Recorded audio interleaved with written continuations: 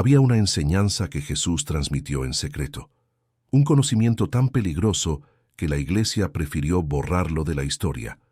No hablamos de parábolas dulces ni de sermones sobre el amor al prójimo. Hablamos de una guerra invisible, antigua, librada no con espadas, sino con la conciencia. Una guerra contra fuerzas que la tradición cristiana llamó ángeles caídos, pero que Jesús entendía de una forma radicalmente diferente. Antes de ser el Mesías, antes de los milagros y las multitudes, Jesús fue un hombre que hacía preguntas que nadie quería responder. Y fue en un momento específico, a los 28 años, cuando encontró algo que lo cambiaría todo. Jesús había dejado Nazaret nuevamente, no por huida, sino por búsqueda. Viajó a regiones donde los rabinos tradicionales jamás pisarían, lugares donde escribas persas, maestros griegos y sabios de tradiciones olvidadas aún guardaban textos antiguos. Fue en una de esas jornadas, en una biblioteca escondida en las montañas de Siria, donde encontró los manuscritos. No eran pergaminos comunes, eran fragmentos de algo anterior, textos que hablaban de los vigilantes, ángeles que descendieron a la tierra no para ayudar a la humanidad, sino para dominarla. Enseñaron conocimiento prohibido, sí, pero cobraron un precio: adoración, sumisión, control. El texto describía cómo esos seres no solo corrompieron a los hombres, sino que crearon sistemas enteros de poder, religiones falsas, jerarquías que prometían salvación pero entregaban esclavitud espiritual. Jesús leyó aquello con la misma intensidad con que observaba las injusticias en las calles de Nazaret cuando era niño. Y entonces entendió algo devastador.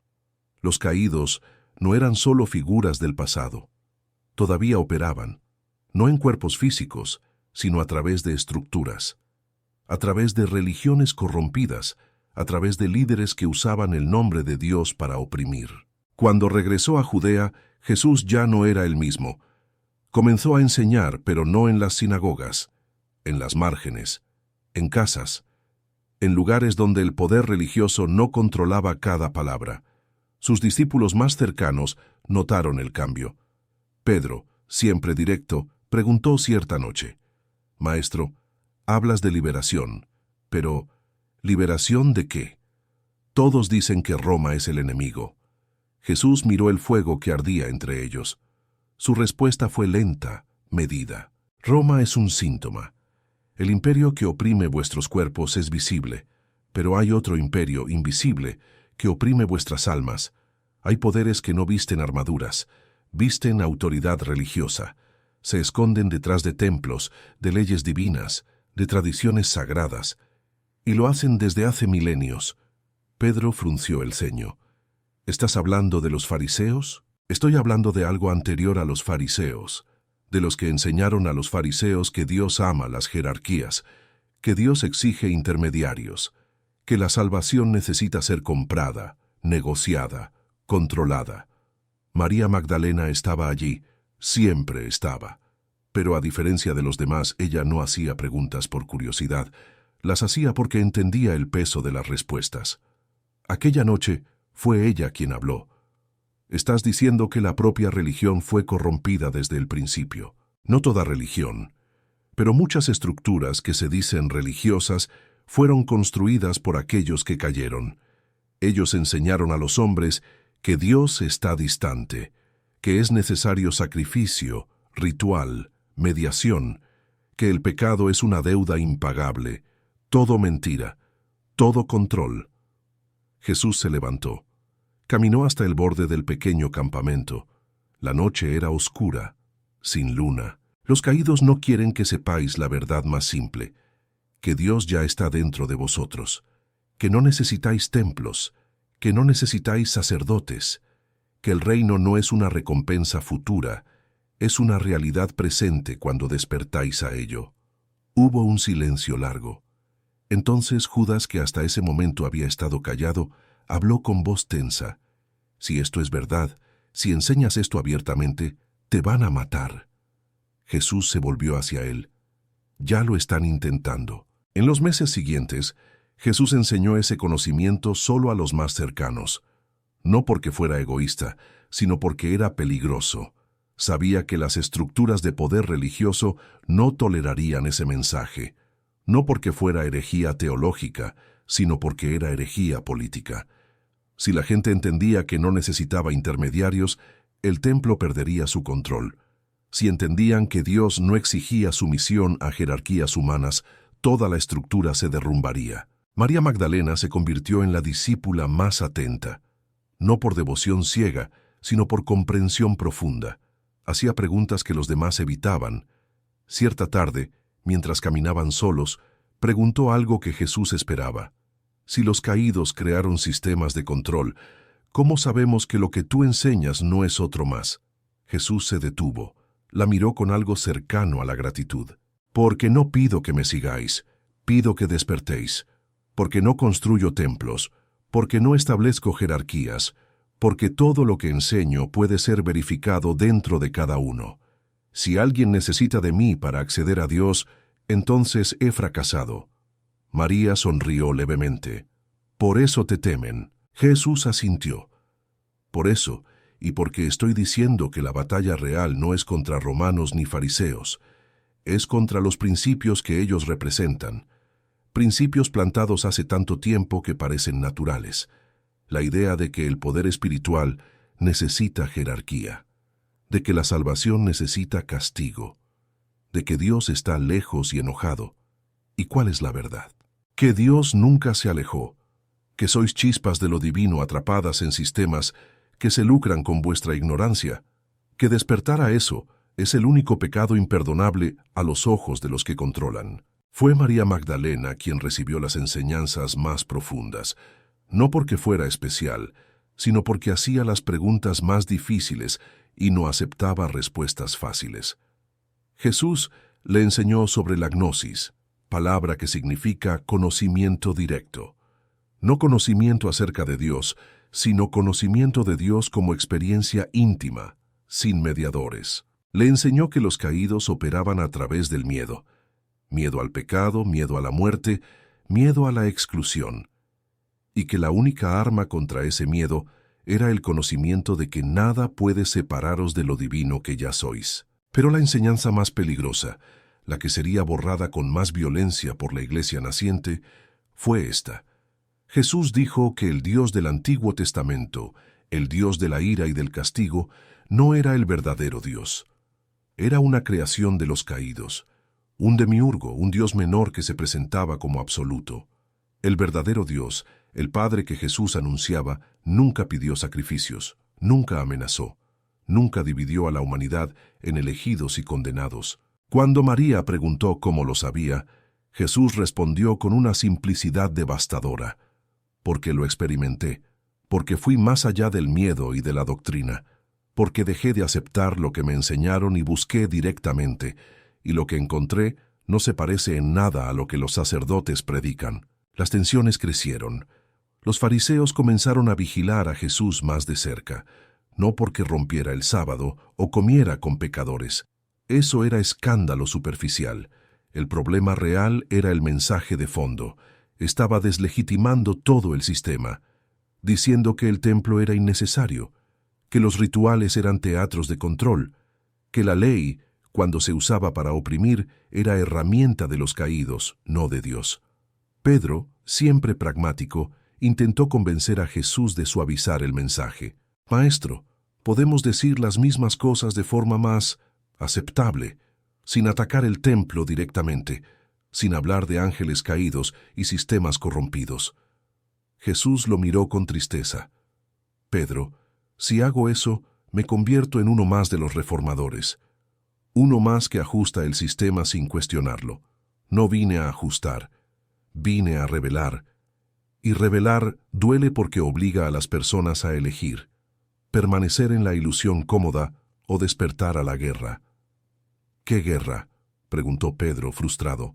La guerra contra todo lo que nos enseña que somos pequeños, pecadores, dependientes, contra todo lo que se lucra con nuestra culpa, contra estructuras que prometen salvación pero entregan cadenas más sofisticadas. Esa es la guerra, y no se libra con espadas. María Magdalena entendió antes que los demás que Jesús estaba preparando su propia muerte. no porque quisiera morir, sino porque sabía que el sistema no toleraría su mensaje. Una noche lo confrontó. «¿Sabes lo que va a pasar?» «Lo sé. Me van a matar. Después van a distorsionar todo lo que enseñé. Van a transformar la liberación en una nueva religión. Van a ponerme en una cruz simbólica y decir que solo a través de mi sufrimiento hay salvación. Van a reconstruir exactamente el sistema que vine a desmantelar. Entonces, ¿por qué continuar? Porque algunos van a entender. Porque la verdad, una vez dicha, nunca muere por completo. Queda en las márgenes, en los textos escondidos, en las preguntas que no se callan. Y porque tú estarás aquí para recordar». María sintió el peso de aquellas palabras. «Quieres que preserve la enseñanza. Quiero que preserves la pregunta, la duda, la negativa a aceptar autoridad que no resuena con tu propia experiencia de lo divino. Eso es todo». Cuando Jesús fue arrestado, no fue por blasfemia teológica, fue por subversión.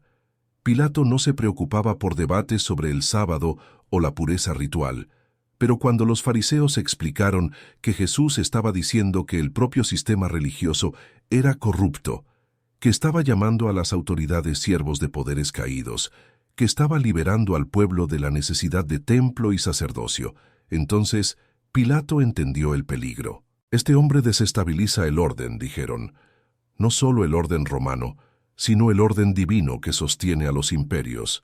Y Pilato, que conocía bien cómo funcionan los imperios, supo que tenían razón. Jesús fue crucificado no como mártir místico, sino como revolucionario que atacó la raíz invisible del poder. Después de la crucifixión, los discípulos se dispersaron, pero fue María Magdalena quien cargó con la enseñanza más peligrosa. Enseñó en secreto, en pequeños grupos, lejos de los ojos de Pedro y de los que comenzaban a construir la iglesia institucional. Decía que Jesús no murió para pagar pecados, sino para exponer el sistema que se lucra con la culpa, que no fundó una nueva religión, sino que ofreció salida de todas las religiones que esclavizan, que la resurrección no era física, sino simbólica, un despertar a la vida más allá del miedo a la muerte. Durante décadas esas enseñanzas circularon en manuscritos secretos, evangelios gnósticos, textos que decían verdades inconvenientes, que María era la discípula más amada, que Jesús enseñó conocimiento directo, no fe ciega, que el verdadero enemigo nunca fue Roma, sino los principios que Roma y el templo compartían: jerarquía, control, miedo. Entonces llegó Constantino, el Concilio de Nicea, la oficialización. La Iglesia necesitaba unidad, jerarquía, control. Entonces hizo lo que Jesús dijo que harían. Transformó la liberación en una nueva prisión. Declaró herejes a todos los textos que hablaban de gnosis, de conocimiento directo, de la innecesariedad de mediadores. Quemó manuscritos. Persiguió comunidades enteras. Borró a María Magdalena de la historia, reduciéndola a prostituta arrepentida. Y la enseñanza sobre los caídos, reescrita, transformada en teología del pecado original, de la caída humana, de la necesidad de salvación institucional. Jesús, que enseñó que ya somos divinos, fue transformado en el único divino, convertido en excepción para probar nuestra insuficiencia. Durante siglos los textos permanecieron escondidos, en desiertos, en monasterios aislados, guardados por grupos secretos que sabían que algún día el mundo estaría listo. En 1945, en Nag Hammadi, Egipto, se encontraron jarras.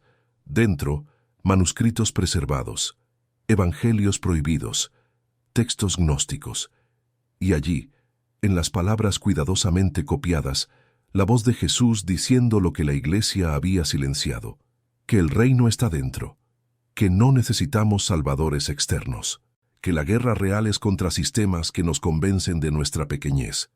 María Magdalena escribió en uno de esos textos: lo que está escondido será revelado, pues nada oculto dejará de venir a la luz. Ella sabía que la verdad siempre encuentra camino. Hoy, esos manuscritos existen. Pueden leerse. Y el mensaje sigue siendo tan peligroso como hace 2000 años, porque continúa diciendo que no necesitas intermediarios, que los templos son opcionales, que la salvación no es futura, es un despertar presente, que los verdaderos caídos no son demonios con cuernos, sino ideas que nos aprisionan, ideas de insuficiencia, de separación, de dependencia. Jesús libró una guerra, no contra personas, sino contra principios, y perdió. Pero también plantó semillas que el tiempo no borra, porque ahora tú sabes, ahora puedes elegir, seguir repitiendo doctrinas o hacer las preguntas que incomodan. La guerra continúa, siempre continuó, y tú, quieras o no, ya estás en ella.